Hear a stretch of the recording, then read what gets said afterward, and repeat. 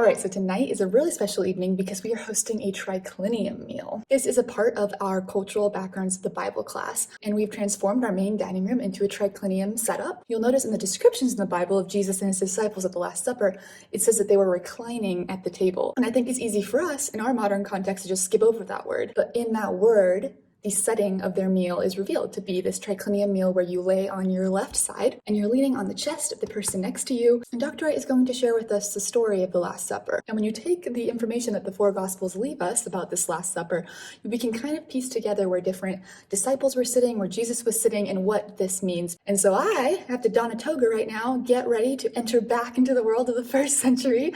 And Hannah and I, my roommate Hannah and I, who should be coming soon to get dressed, we are going to be the foot washers of the evening because that was a part of culture back then. When you have guests coming in off the dusty, dirty streets, it's nice to have someone wash their feet. She's here. We're gonna get dressed in our togas.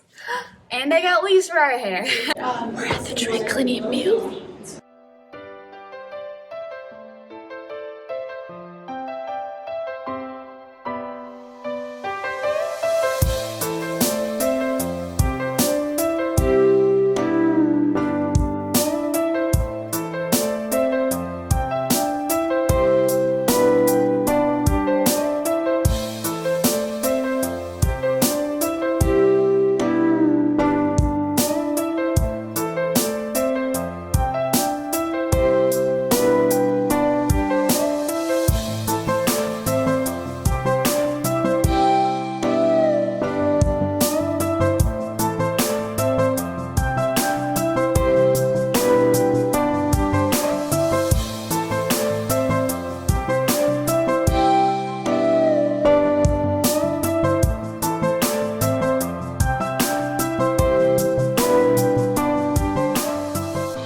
Washing feet, and we're gonna go into the banquet.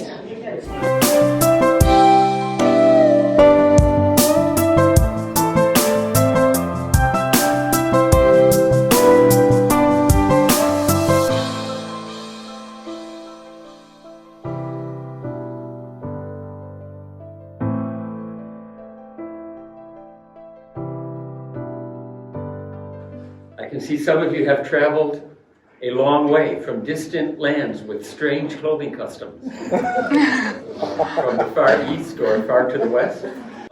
The shape of the room lends itself to what we call a triclinium. That's an anglicized Latin for the Greek to recline at table and a pipto. It is an architectural form, a three-sided table, where the guests are on the outer side and the servants can come up the middle, either serving or entertaining.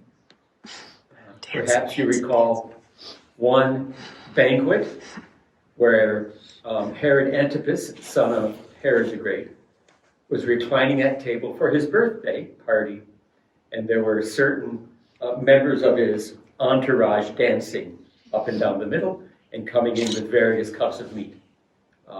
And John the Baptist,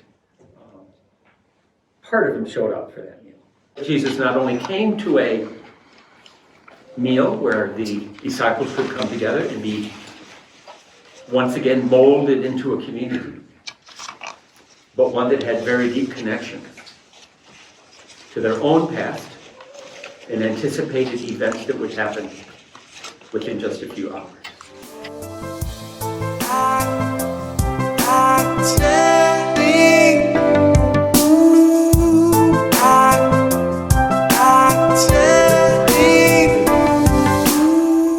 But then quite rugged as the Sorek and Rephaim drop off.